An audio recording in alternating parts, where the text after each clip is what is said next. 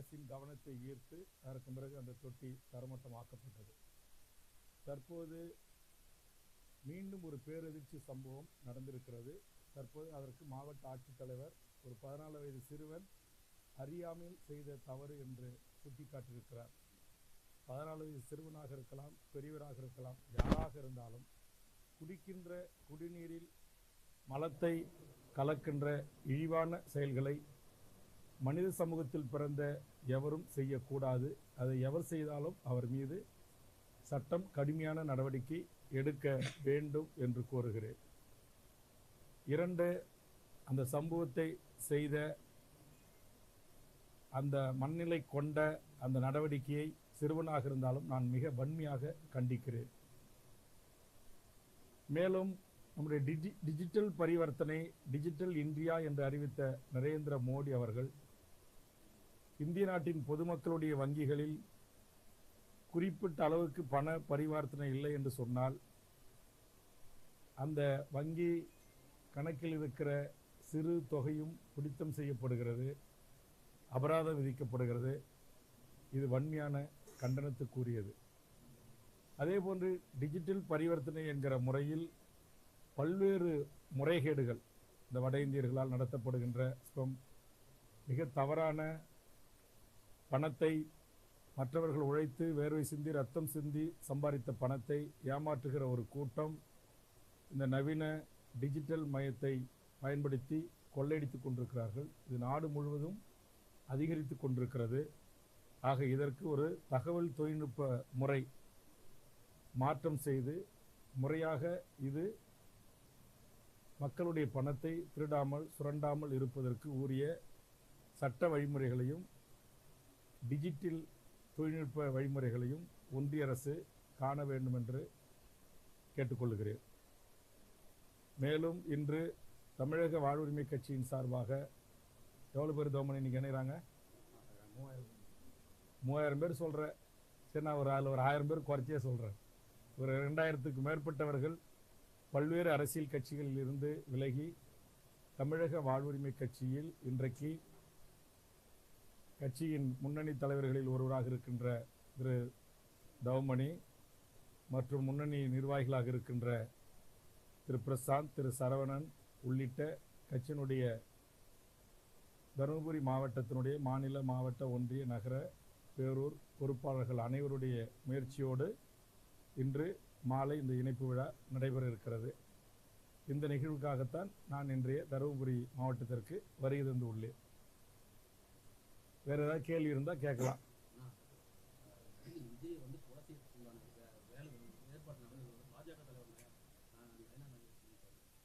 முழுக்க முழுக்க பாரதிய ஜனதா நடிகர் விஜய் அவர்களை எப்படியாவது தனது கூட்டணிக்கு கொண்டு வர வேண்டும் என்பதற்காக அத்தனை நடவடிக்கைகளையும் நரேந்திர மோடியும் அமித்ஷாக்களும் தமிழ்நாட்டுடைய பாரதிய ஜனதா தலைமைகளும் செய்து வருகிறதைத்தான் இது அப்பட்டமாக காட்டுகிறது. விஜய் அவர்களுக்கு அவர்களுடைய அரசாங்க கட்டுப்பாட்டில் இருக்கின்ற இந்தியாவில் எத்தனையோ தொழிலதிபர்கள், எத்தனையோ நடிகர்களுக்கு தராத ஒரு பாதுகாப்பை இங்கு ஒன்றிய அரசினுடைய பாதுகாப்பை, இந்திய நாட்டின் துணை இராணுவ பாதுகாப்பை ஏற்கனவே வழங்கியிருக்கிறார்கள். இப்படிப்பட்ட ஒரு சூழலில் அவருக்கு கொலை மிரட்டல் இருக்கு என்று சொல்லி அவர் உயிருக்கு அச்சுறுத்தலை ஏற்படுத்தி அவரை மிரட்டி பணிய வைத்து தன் பக்கம் ஈர்ப்பதற்கான ஒரு முயற்சியை தவிர அவர் கூறுகின்ற குற்றச்சாட்டில் சிறிதளவும் எல் முனையளவும் உண்மையில்லை. காரணம், தமிழ்நாட்டில் இருக்கிற பெரும்பான்மையான மாணவர்கள், இளைஞர்கள், பெண்கள் மத்தியில் அவருக்கென்று ஒரு ஈர்ப்பு இருக்கிறது. ஒரு ரசிகத்தன்மையோடு அவரை பார்த்தால் போதும் என்கிற மனநிலையோடு தான் தமிழக மக்கள் இருந்தார்கள் என்பதற்கு எடுத்துக்காட்டு தான் கரூர் சம்பவம். அவரை பார்க்க வேண்டும், எப்படியாவது நேரடியாக அவர் முகத்தை பார்த்துவிட வேண்டும் என்கிற ஆவலின் அடிப்படையில் தான் ஒருவர் மீது ஒருவர் விழுந்து, ஒருவர் மீது ஒருவர் ஏறி நின்று புகைப்படம் எடுத்து விஜயோடு செல்ஃபி எடுக்க முண்டியடித்து கூட்ட நெரிசல் ஏற்பட்டு விலைமதிப்பற்ற 41 உயிர்கள் பலியாகி இருக்கிறது. ஆக மக்கள் எந்த அளவுக்கு தமிழ்நாட்டு மக்கள் இந்தியாவிலும் பெரிதொரு நாட்டிலும் இல்லாத வண்ணம் ஒரு சினிமா மோகத்தன்பால் ஈர்க்கப்பட்டிருக்கிறார்கள். அப்படி ஈர்க்கப்பட்ட தனது கதாநாயகியை பார்ப்பதற்கு தங்கள் உயிரியை இன்றைக்கு துறந்திருக்கிற காட்சிகளை நாம் பார்க்கிறோம். ஆக அந்த அளவுக்கு மக்கள் நேசிக்கக்கூடிய ஒருவரை அதே மக்களால் உயிருக்கு அந்த மக்களுக்கு ஆறுதல் சொல்ல வந்தால் அல்லது நிவாரணம் கொடுக்க வந்தால் அதே மக்களால் உயிருக்கு ஆபத்து இருக்கும் என்று சொல்வது ஏற்புடையதல்ல. அது மக்களை அவமானப்படுத்துவது, விஜய் ரசிகர்களை அவமானப்படுத்துவது, தமிழக மக்களை அவமானப்படுத்துகிற ஒரு செயல். இதை ஏற்புடையதல்ல. இதை நான் கண்டிக்கிறேன். அடிச்சா கொண்டுட்டாங்க அப்படின்னா ஏற்கனவே குறிப்பிட்டது போல துண்டை கழுத்தில் போட்டு முறுக்கி கொண்டாங்க, மயக்க மருந்து ஸ்ப்ரேயை வச்சு எல்லாருக்கும் அடித்து கொண்டாங்க, கத்தியால் குத்துனாங்க, 1000 ரவுடிகள் இறக்குமதி செய்யப்பட்டார்கள் என்றெல்லாம் சொன்ன உண்மைக்கு மாறான பொய்யான அந்த செய்திகளுக்கு ஒரே ஒரு சான்று ஆவணம். நீங்கள் இத்தனை தொலைக்காட்சி இங்கே இருக்கிறீங்க, இத்தனை தொலைக்காட்சி படம் பிடித்திருக்கிறீங்க, 60 ட்ரோன் கேமரா எடுக்கப்பட்டிருக்கு, சினிமா கேமராக்கள் அங்கு பதிவு செய்யப்பட்டிருக்கின்றன, காவல்துறை உளவுத்துறை பதிவு செய்யப்பட்டிருக்கு. ஒரே ஒரு கேமராவில் ஒரே ஒரு கத்தியோட ஒரு பொதுமக்களை குத்தியதாக அல்லது கழுத்தை அறுத்ததாக, அப்படி பொதுமக்கள் ரத்தம் சிந்தி அங்கு இறந்ததாக ஒரே ஒரு சான்று ஆவணம் காட்ட முடியுமா? அரசியல் காரணங்களுக்காக எப்படி வேண்டுமானாலும் பேசலாம், எப்படி வேண்டுமானாலும் அரசியல் கட்சிகள் மீது குற்றம் சுமத்தலாம் என்கிற இழி செயலை இழிப்பிறவிகள் தான் செய்வார்கள். அப்படிப்பட்ட இழிப்பிறவிகளிலிருந்து வாயிலிருந்து வருகின்ற வார்த்தைகள் தான் இவை.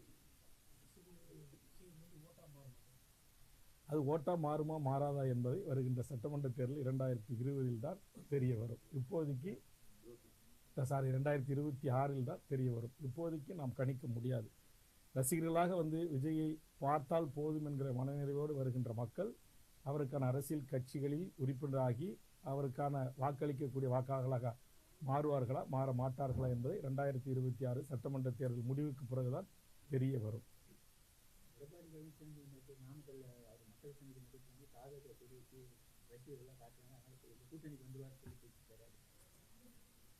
நடக்கிறதா என்பதை பொறுத்திருந்து பார்ப்போம். விஜய் தற்போது வெளியில் வர முடியாத ஒரு சூழலில் இருக்கிறார். அதனால் அவருடைய ரசிகர்கள் அவருடைய தலைவரை ஆதரித்து பேசியவர்கள் கூட்டங்களுக்கு கொடியோடு சென்று கொடியசைத்திருக்கிறார்கள். அந்த அளவில் இதை பார்ப்பதா, அல்லது இன்றைக்கு பாரதிய ஜனதா இப்படியாவது விஜயை மிரட்டி தன்வசப்படுத்தி அதிமுக பாரதிய ஜனதா விஜய் மூவரும் சேர்ந்து மற்ற கட்சிகளோடு ஒரு கூட்டணி அமைக்கப்பட வேண்டும், திமுகவை இங்கு வீழ்த்தப்பட வேண்டும் என்கிற RSSனுடைய திட்டம் பாரதிய ஜனதா நடைமுறைப்படுத்த முயல்கிறது. அதற்கு விஜய் அவர்கள் வாய்ப்பு வழங்குவாரா, அல்லது விக்கிரவாண்டி மாநாட்டில் அவர் பேசியது போல், மதுரை மாநாட்டில் பேசியது போல், அல்லது இப்போ 5 மாவட்ட பரப்புரை பயணங்களில் பேசியது போல் பாரதிய ஜனதா என்பது கொள்கை எதிரியாகத்தான் வைத்து பார்ப்பாரா, அல்லது தன்னை காப்பாற்றிக் கொள்ள தன்னோடு வந்த கட்சியின் முன்னணி தலைவர்களை காப்பாற்றிக் கொள்வதற்கு அவர் கொள்கைகளை அனைத்தையும் அடகு வைத்து தான் வழக்குகளிலிருந்து தப்பித்தால் போதும், தன்னோடு இருப்பவர்கள் தப்பித்தால் போதும், இங்கு பாசிசமா பாயாசமா என்றெல்லாம் கேட்ட அவருடைய பேச்சு, அவருடைய தீர்மானங்கள், அவருடைய அறிக்கைகள், அவருடைய ட்வீட்டுகள் எல்லாம் என்ன ஆகும் என்பதை நிச்சயமாக உலகளவில் மிகப்பெரிய கேள்விக்குள்ளாகும். மிகப்பெரிய கடுமையான விமர்சனத்துக்கு அவர் உள்ளாக்கப்படுவார். இதையெல்லாம் தெரியாதவராக விஜய் இருப்பாரா, இல்லை தன்னை காப்பாற்றிக் கொள்ள 41 உயிர் பலியானதற்கு தான் தாமதமாக வந்ததும், தன்னை பார்க்க வந்த ரசிகர்களும், தன்னை பார்க்க வந்த பொதுமக்களும் இதில் இறந்திருக்கிறார்கள். அதனால் இதற்கான குற்றச்சாட்டு நீதிமன்றத்தால் ஏற்கனவே கடுமையாக சுட்டிக்காட்டப்பட்டிருக்கிறது. விஜய் இதற்கு தார்மீக பொறுப்பேற்க வேண்டும் என்று சுட்டிக்காட்டப்பட்டிருக்கிறது.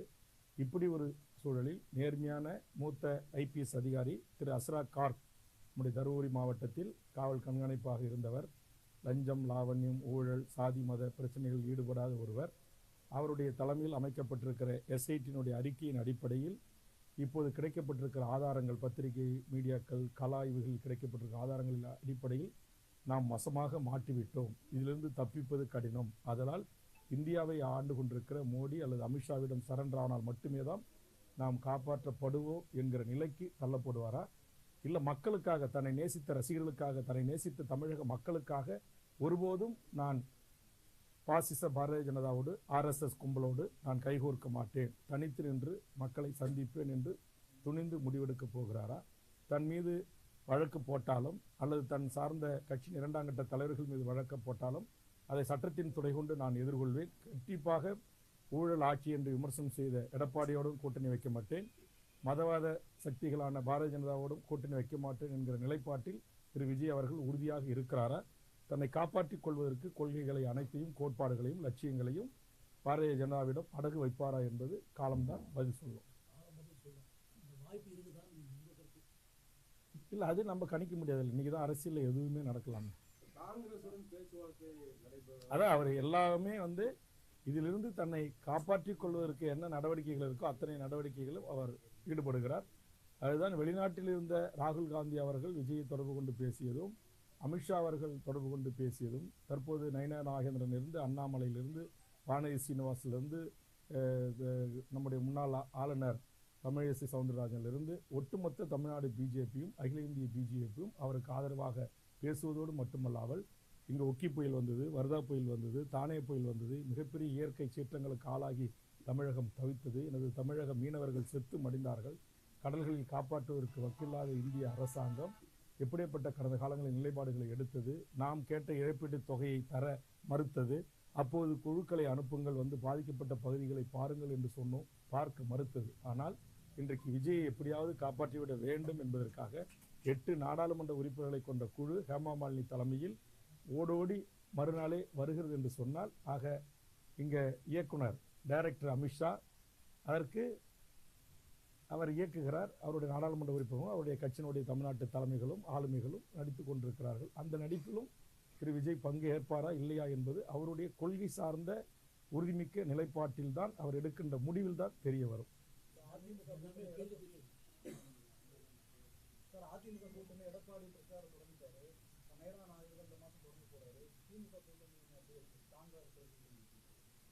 ஸ்ட்ராங்காக இருக்கிற கூட்டணி ஏன் இப்போ அவங்களும் ஒவ்வொரு அரசு விழாக்களும் ஒவ்வொரு மாவட்டத்திலையும் மாண்புமிகு தமிழ்நாடு முதலமைச்சர் அவர்கள் கலந்து கொண்டு விழாக்களிலே பல்லாயிரக்கணக்கான மக்களை சந்தித்து பேசி வருகிறார்கள். அதனால் அவரவர் அந்தந்த அரசியல் கட்சிகளும் அவரவர்கள் மக்களை சந்திப்பதற்கான பணிகளையும், மக்களுக்கான ஆட்சி அதிகாரத்தில் இருக்கிற திமுக மக்களுக்கான திட்டங்களை ஒவ்வொரு நாளும் கொண்டு போய் சேர்க்கின்ற அந்த பணிகளில் ஈடுபட்டு வருகிறார்கள். ஆக ஓராண்டு காலத்திற்கு முன்பாகவே இதுவரைக்கும் சுதந்திர இந்தியாவின் இந்த 75 ஆண்டு கால வரலாற்றில் இல்லாத வண்ணம் எல்லா அரசியல் கட்சிகளும் இந்த 2026 தேர்தலை கருத்தில் கொண்டு ஓராண்டு காலத்திற்குமே திட்டமிட்டு பயணங்களை தொடங்குவது என்பது எப்படியாவது தமிழ்நாட்டின் ஆட்சி அதிகாரத்தை கைப்பற்ற வேண்டும் என்கிற வேகம் எல்லா அரசியல் கட்சிகளின் இடத்திலும் இருக்கிறது.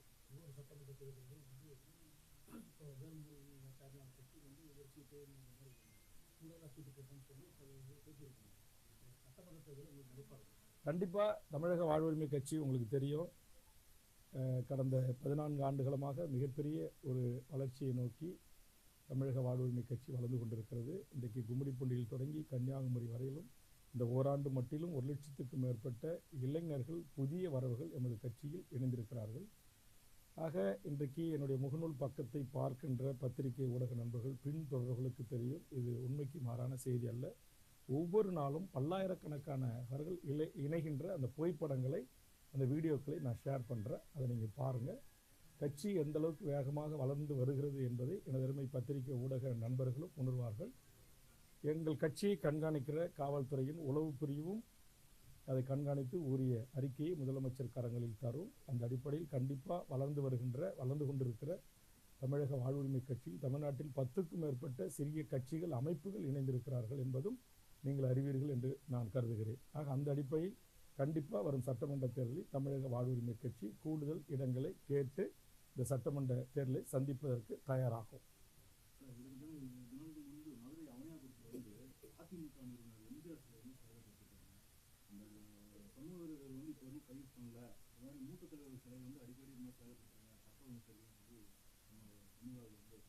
இல்லை, அதான் நான் சொல்கிறது. இப்போ இந்த சோழவந்தன் தொகுதியில் ஒரு மேல்நிலை நீர்த்தேக்க தொட்டியில் மலம் கலந்ததாக இருக்கலாம், எம்ஜிஆர் சிலை அவமானப்படுத்துவதாக இருக்கலாம், புரட்சியாளர் அம்பேத்கர், தந்தை பெரியார், சமூக நீதிக்காக பாடுபட்ட எண்ணற்ற தமிழ் சமூகத்தின் தலைவருடைய சிலைகள் சேதப்படுத்துவது, அவமானப்படுத்தப்படுவது, அசிங்கப்படுத்துவது ஒரு காலத்திலும் ஏற்றுக்கொள்ள முடியாது. இதை செய்கின்றவர்கள் யாராக இருந்தாலும் அவர்கள் கண்டிப்பாக கைது செய்யப்பட்டு பிணையில் வராத வண்ணம் சிறையில் அடைக்கப்பட வேண்டும். இது போன்ற சமூக பதற்றங்களை உருவாக்கி, மோதல்களை உருவாக்கி, அமைதியாக இருக்கின்ற தமிழகத்தில் அமைதியின்மையை உருவாக்குகின்ற சமூக விரோதிகளுக்கு சட்டம் படித்த வழக்கறிஞர் பெருமக்கள் இவர்களுக்காக பிணை கோரவே கூடாது. நேற்று கூட ஒரு அதிர்ச்சி. சென்னையில் போரூர் அருகே ஒரு சிறுமியை கற்பழித்து கொன்ற ஒருவனுக்கு உச்சபட்ச தண்டனையான தூக்கு தண்டனை வழங்கப்பட்டிருக்கிறது. ஆனால் மூத்த சீனியர் கவுன்சில் என்று சொல்லக்கூடிய வழக்கறிஞர்கள் வாதாடி இன்றைக்கு அந்த தூக்கை ரத்து செய்திருக்கிறார்கள். ஆக இதை கூட நான் சட்ட ரீதியாக உச்சநீதிமன்றத்தின் தீர்ப்பு நாம் தலைவணங்கி ஆக வேண்டும். ஆனாலும் கூட இது போன்ற ஒரு காம கொடூரர்களுக்கு, மனித மிருகங்களுக்கு, மனித உரிவில் வாழ்கின்ற காட்டு மிராண்டிகளுக்கு நீதிமன்றங்களும் கருணை காட்டக்கூடாது, வழக்கறிஞர் பெருமக்களும் வாதாடக்கூடாது என்பதுதான் என்னுடைய வேண்டுகோள்.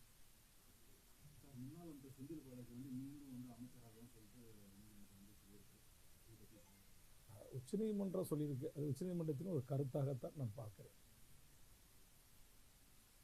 நம்முடைய இந்திய அரசியலமைப்பு சட்டத்தில் உச்சபட்ச அதிகார மையம் உயர்நீதிமன்றங்கள், உச்சநீதிமன்றங்கள், மாவட்ட நீதிமன்றங்கள், அமர்வு நீதிமன்றங்கள். ஆக அது நீதிமன்றம் அவருடைய வழக்கு ஒரு விசாரணைக்கு வந்தபோது அப்படி ஒரு கருத்தை வெளியிட்டிருப்பதாக பார்க்கிறேன்.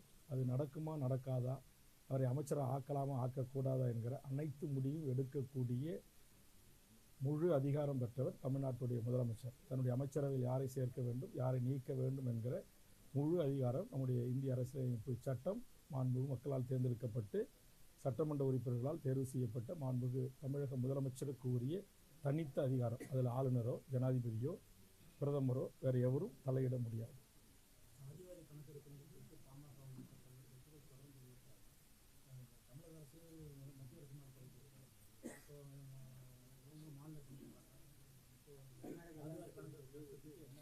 கண்டிப்பாக தமிழ்நாடு முதலமைச்சர் அவர்கள் தன்னுடைய அரசு சமூக நீதி அரசு என்று கூறி வருகிறார். கண்டிப்பாக சமூக நீதி அரசு என்று அவர் கூறி வருவது உண்மையை ஆக்க வேண்டும் என்று சொன்னால் அவர் தமிழ்நாட்டில் சாதிவாரி கணக்கெடுப்பு நடத்த அதற்கான அறிவிப்பை அவர் வெளியிட வேண்டும் என்பதை வலியுறுத்தி நான் தொடர்ந்து சட்டமன்றத்தில் பேசி வந்திருக்கிறேன். கிட்டத்தட்ட 10க்கும் மேற்பட்ட முறை பேசியிருக்கிறேன்.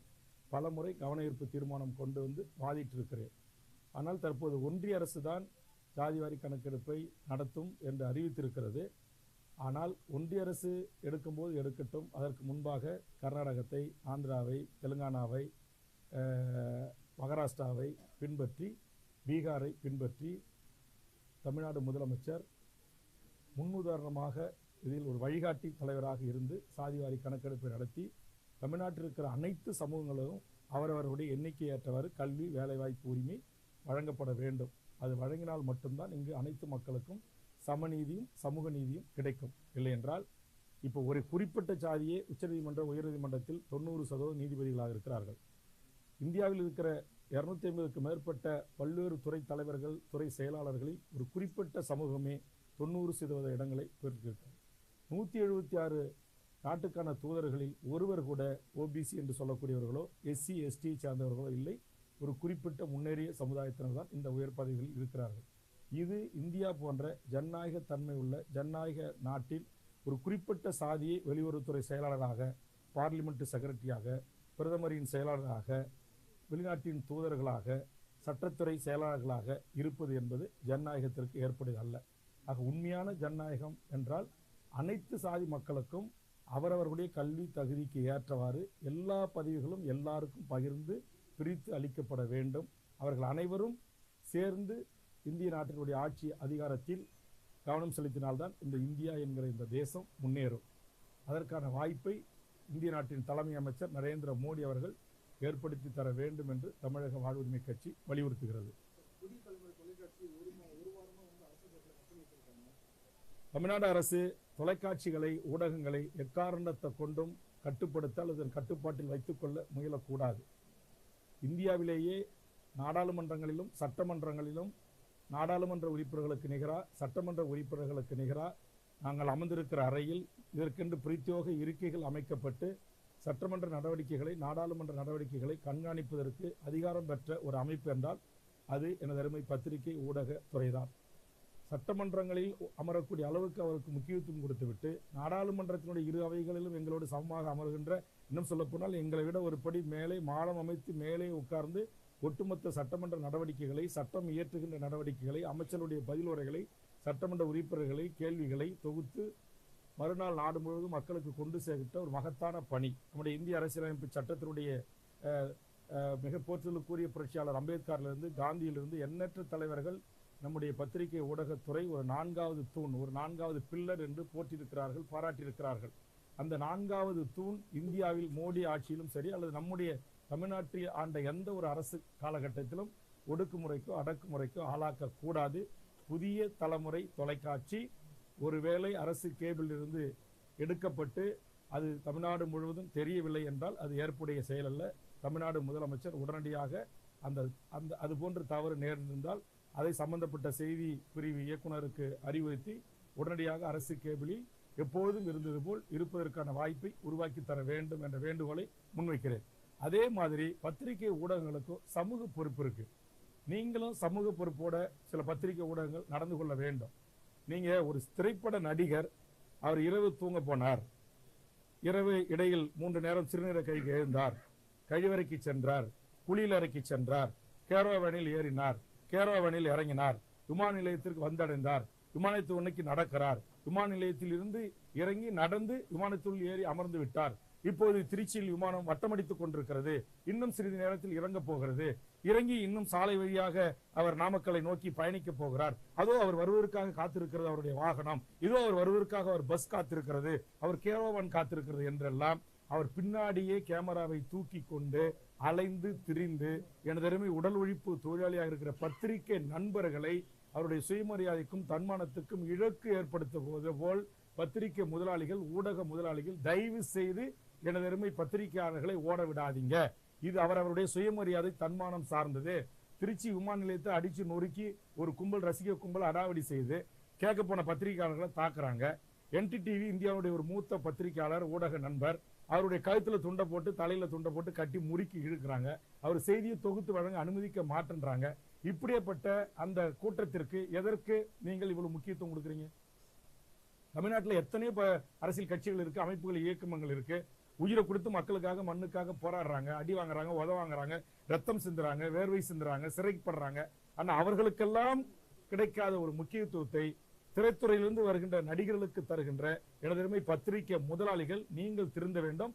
எனதருமை பத்திரிகையாளர்களை அவமானப்படுத்தாதீங்க. உங்களுக்காக உழைக்கின்ற உடல் உழைப்பு தொழிலாளராக இருக்கின்ற இவர் இங்கிருந்து திருச்சியிலிருந்து கிளம்பின அடுத்த நிமிடமே நூற்றுக்கணக்கான பத்திரிகையாளர்கள் போய் அவர் வீட்டுல காத்து கிடக்க வைக்கிறீங்க. அவர் வர்ற வரைக்கும் எதுக்கு? அவர் 3 மணிக்கு தனியா கிளம்பி பிரைவேட் கார்ல போலீஸ் பாதுகாப்பு இல்லாத போறாரு அப்படின்றத நேரா லைவ் போடுறீங்க. பின்னாடியே பத்திரிகை உடல் உழைப்பு தொழிலாளியை துரத்திக்கிட்டு ஓடி போங்க, எங்க கவர் பண்ணுங்க, எங்க கேமரால வரல, அவர் வண்டி வரல, அவர் வாகனம் வரல, அவர் முகம் தெரியல, ஜூம் பண்ணுங்க அப்படி என்று இந்த 4வது தூணை அசிங்கப்படுத்தி அவமானப்படுத்துகிற இந்த பத்திரிகை முதலாளிகளை தயவு செய்து எனது பத்திரிகையாளர்களை இழி சொல்லுக்கு ஆளாக்காதீர்கள் என்று முதலாளிகளை கேட்டுக்கொள்கிறேன், உங்களை அல்ல. அது அன்புள்ள அப்பா, அன்புள்ள மகனுக்குமான பிரச்சனை. அதை தாண்டி வேறு எதுவும் நான் சொல்ல விரும்பவில்லை. யாருக்கு? நான் ஈழத்தில் நடந்த இனப்படுகொலைக்கு பிறகும் மாவீரன் திலீபனுடைய இறப்பு, தமிழ்ச்செல்வன் இறப்பு, அதைத் தொடர்ந்து எம் தமிழ் தேசிய தலைவர் மேதகு பிரபாகரன் அவர்கள் தலைமையில் வீரம் சிறந்த விடுதலை போராட்டத்தில் உயிர் தியாகம் செய்த 50,000க்கும் மேற்பட்ட மாவீரர்களுடைய தியாகத்தை கூர்ந்து கவனித்து அந்த தமிழீழ விடுதலை போராட்டத்தை ஆதரித்து களத்தில் நிற்கின்ற ஒருவனாக இருக்கிற வேல்முருகன், நானும் பிறந்த நாள் கொண்டாடுவதில்லை. ஈழ இனப்படுகொலைக்கு பிறகு நான் எந்த ஒரு தலைவருக்கு பிறந்த நாள் வாழ்த்துக்களையும் சொல்வதில்லை.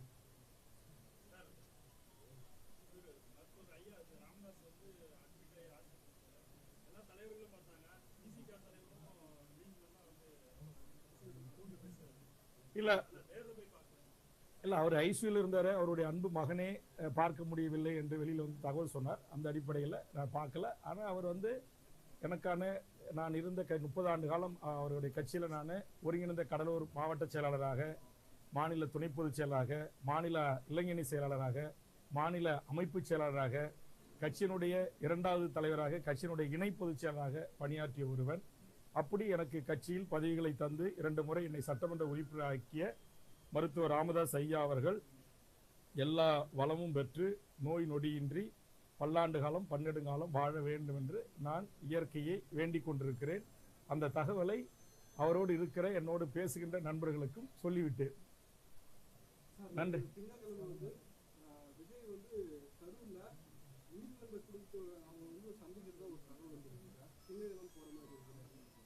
அப்படி போய் ஆறுதல் சொன்னார் அப்படின்னா அது உண்மையிலேயே வரவேற்கக்கூடியது, அது ஒன்றும் தப்பு இல்லை. வீடியோ காலில் அழைச்சி ஆறுதல் சொல்வதை காட்டிலும் அதான் ஆமாம் நீங்கள் சொல்ற மாதிரி ஒரே அரங்கத்துக்கு ஒரே உயிர் தியாகம் செய்த ஒரு குடும்பங்களுக்கு நேரடியாக சென்று அவர்களை இடத்தில் ஆறுதல் சொல்வதுதான் இதனுடைய தமிழர் மரபாக இருக்கிறது. ஆனால் இங்கே வந்து பள்ளி மாணவர்கள் அழைப்பதிலிருந்து, உதவித்தொகை கொடுப்பவர்களிருந்து, மழை வெள்ள காலங்களிலிருந்து பாதிக்கப்பட்டவங்களிலிருந்து, துப்புரவு பணியாளர்கள் எல்லாரும் தன்னுடைய பனையூர் இல்லத்துக்கு வரவைத்து ஒரு புதிய கலாச்சாரத்தை உருவாக்குகின்ற அந்த முறைமை தவிர்க்கப்பட வேண்டும். திரு விஜய் அவர்கள் தாராளமாக கரூருக்கு சென்று அந்த பாதிக்கப்பட்ட குடும்பங்களுக்கு நேரடியாக ஆறுதல் சொல்வார் என்று சொன்னால் அது உண்மையிலேயே வரவேற்குரியதுதான், பாராட்டுக்குரியதுதான். அது நீங்க பத்திரிகையாளர்கள் நிறைய பேர் கேள்வி எழுப்பியிருக்கீங்க. அதற்கான காரணம் ஏன் எதற்கு என்பதை அவர்தான் சொல்ல வேண்டும்.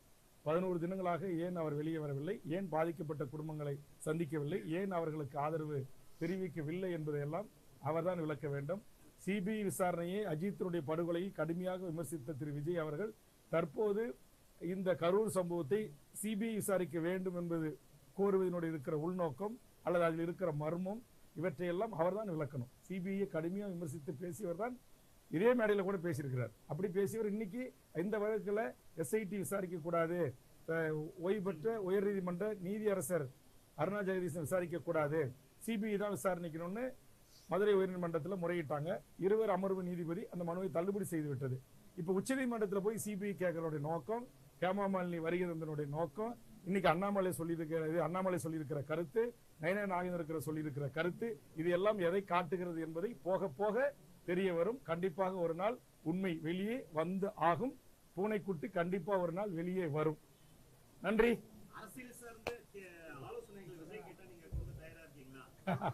நான் ஏற்கனவே கட்சி தொடங்கிய காலத்திலிருந்து விஜய் அவர்கள் கட்சி தொடங்கிருக்கீங்க.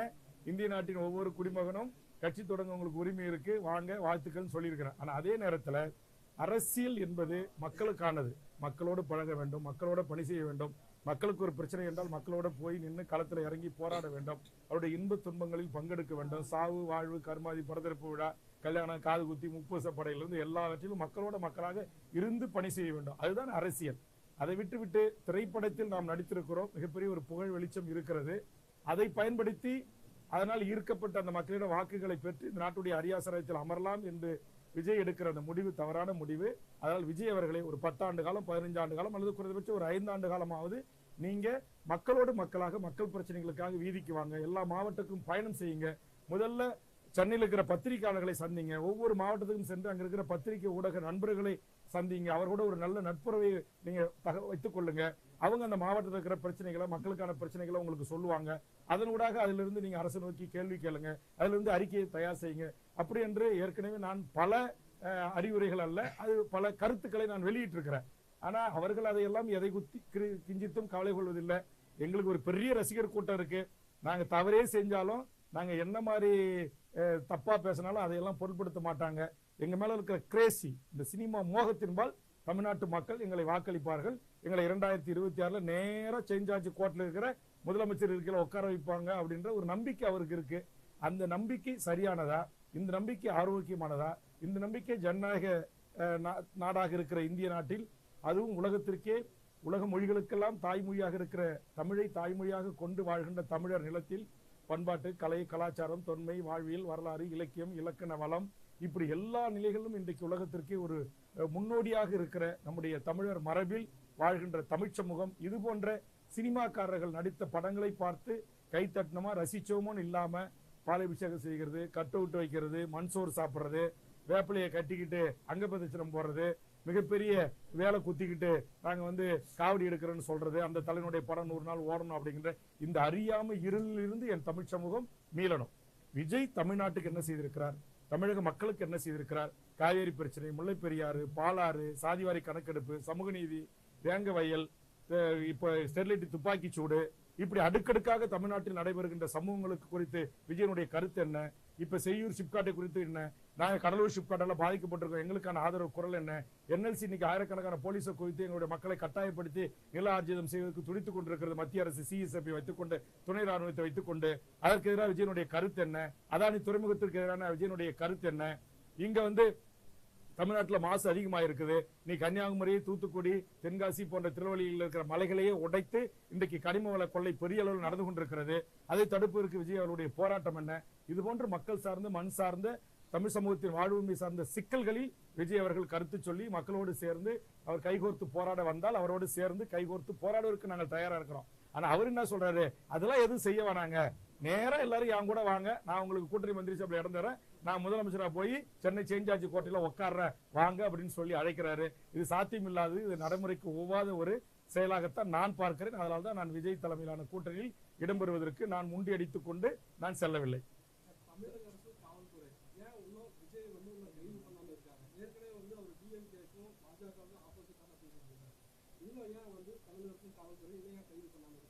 கண்டிப்பா இதில் குற்றம் இழுத்தவர்கள் யாராக இருந்தாலும் அவர்கள் கைது செய்யப்பட வேண்டும், சட்டத்தின் முன் நிறுத்தப்பட வேண்டும்.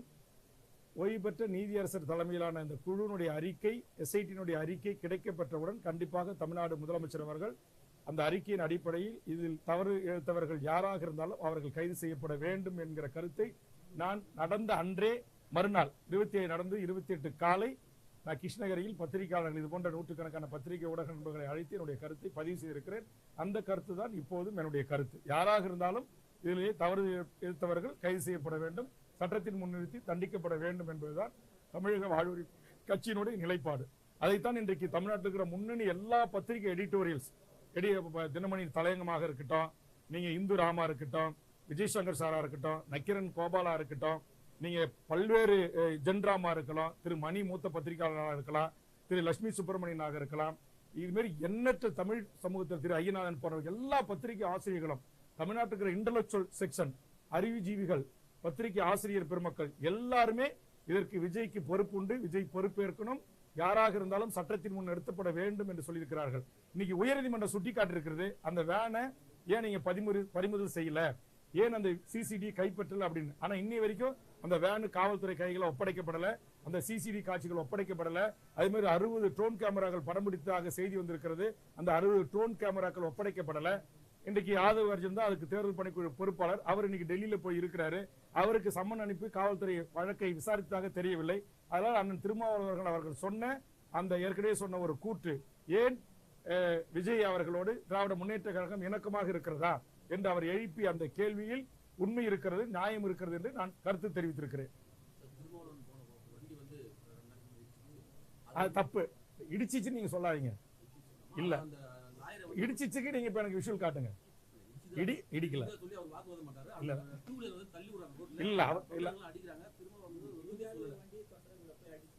அத சொல்லுங்க. அதாவது திருமாவளவன் வண்டியும் அந்த டூ வீலர் இடிக்கல, அந்த டூ வீலரும் திருமாவளவன் வண்டியில போய் மோதல.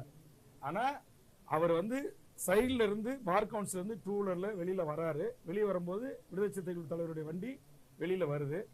அவர் ஆர்ன் அடிக்கிறாங்க, அவர் ஒதுங்கல. திரும்ப அப்படி சென்டரா போய் கிராஸ் பண்ணி நிறுத்திட்டு திருப்பி ஏதோ ஒருமையில ஏதோ பேசுறாரு. அதை கோவப்பட்ட கூட இந்த தொண்டர்கள் அந்த வண்டியை தள்ளி விடுறாங்க, ரோட்டில் விழுந்துருது. அதில் விடுதலை சிறுத்தை தலைவருக்கு பாதுகாப்பாக தன்னுடைய கட்சி தோழர்கள் ஒரு இருவர் அவரை அடித்திருக்கிறார்கள். அது அனைத்து பத்திரிகை ஊடகங்களிலும் வந்திருக்கிறது.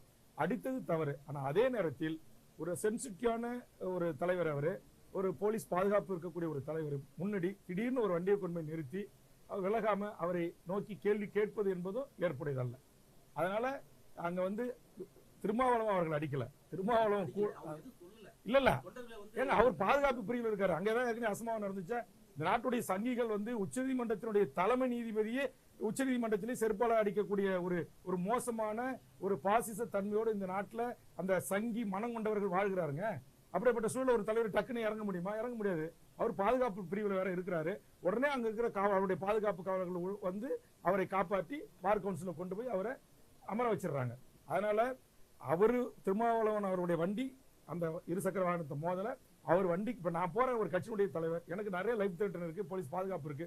எப்படி திடீர்னு ஒரு டூலர் நிறுத்தி திரும்பி மறைச்சு எசிமான வார்த்தைகளை திட்டினாலோ வழி விடாம மறுத்தாலோ எனக்கு இருக்கிற பாதுகாப்பு அதிகாரிகளோ என்னுடைய சொந்த பாதுகாப்பு தம்பிமார்களோ அந்த வண்டியை அப்புறப்படுத்த முயற்சிப்பாங்க. ஆனா அவர் கை நீட்டி அடிச்சுட்டாங்க, அது தவறு. அதை நான் மறுக்கல. அதான் இல்ல இல்ல அல்ல, அது அதுக்கு அவருடைய தொண்டர்கள் அவருக்கு இசட் பிரிவு பாதுகாப்பு, விஜய்க்கு நீங்க ஒய் பிரிவு இசட் பிரிவு எல்லாம் கொடுக்குறீங்க. ஒரு எம்பியா இருக்காரு, ஒரு தலித் மக்களுக்கான ஒரு தலைவரா இருக்காரு, அவருக்கு பல கட்டங்களில் லைஃப் த்ரெட் ஏற்பட்டிருக்கு. அதனால என்னுடைய தலைவரை பாதுகாப்பு எங்களுக்கு ஒரு இசட் பிரிவு கொடுங்க, ஒய் பிரிவு கொடுங்கன்னு மறியல் பண்ணி போராடி கேட்பது அது அந்த தொண்டருடைய உணர்வுக்கு அதை நம்ம மதிப்பளிக்கணும். அதை நம்ம கொச்சப்படுத்தக்கூடாது. எடுக்கணும். அதுதான் சொல்றேன். ஸ்டெர்லைட் துப்பாக்கி சூட்டில் இதே ஆணையம் கொடுத்த பரிந்துரையில் பல IAS IPS அதிகாரிகள் தண்டிக்கப்பட்டிருக்க வேண்டும். ஆனால் அவர்களை தண்டிக்கப்படுவதில்லை. இங்க இந்த பியூரோக்ரசி சிஸ்டம் தமிழ்நாட்டில் எப்படி இயங்குதுன்னா, ஒரு IPS அதிகாரி இன்னொரு IPS-ஐ காப்பாற்றுகிறார், ஒரு IAS அதிகாரி இன்னொரு IAS-ஐ காப்பாற்றுகிறார். இன்னும் சொல்ல போனால் இங்க RSS IAS IPS அதிகாரிகள் தமிழ்நாட்டில் அதிகமாக இருக்கிறாங்க. அவர்கள் இங்கு திமுக அரசுக்கு நற்பெயர் வந்துவிடக் கூடாது என்கிற உள்நோக்கத்திலும் ஒரு சில உயர் அதிகாரிகள் RSS அதிகாரிகள் செயலாற்றி கொண்டிருக்கிறார்கள் என்பதை நான் பகிரங்கமாக குற்றம் சாட்டுகிறேன். ஆக இங்கு ஸ்டெர்லைட்ல தண்டிக்கப்பட வேண்டிய அந்த ஆட்சித்தலைவர், அந்த SP, அந்த DIG, அந்த IG யாரும் இது வரைக்கும் தண்டிக்கப்படவே இல்லை. சாதாரண 2 கான்ஸ்டபிள், ஒரு SI, ஒரு இன்ஸ்பெக்டர் நடவடிக்கை எடுத்துட்டு தமிழ்நாடு அரசு தப்பித்துக் கொள்வது ஏற்புடையதல்ல. அங்கே அதே மாதிரி தான் 15க்கும் மேற்பட்ட அப்பாவி மனித உயிர் பலியாகி இருக்கிறது. அதற்கு காரணமானவர்கள் அனைவருமே தண்டிக்கப்பட வேண்டும் என்பதுதான் தமிழக வாழ்வுரிமை கட்சியினுடைய கோரிக்கை.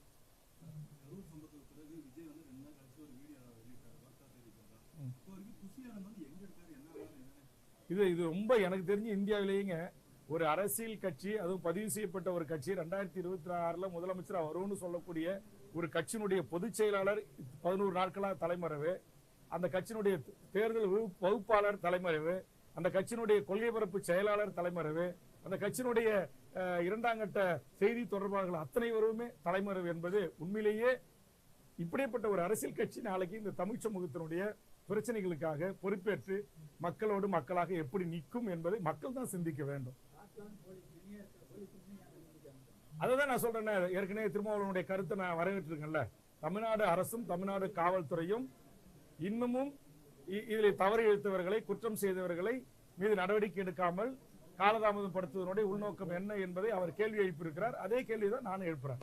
ஓகே, நன்றி.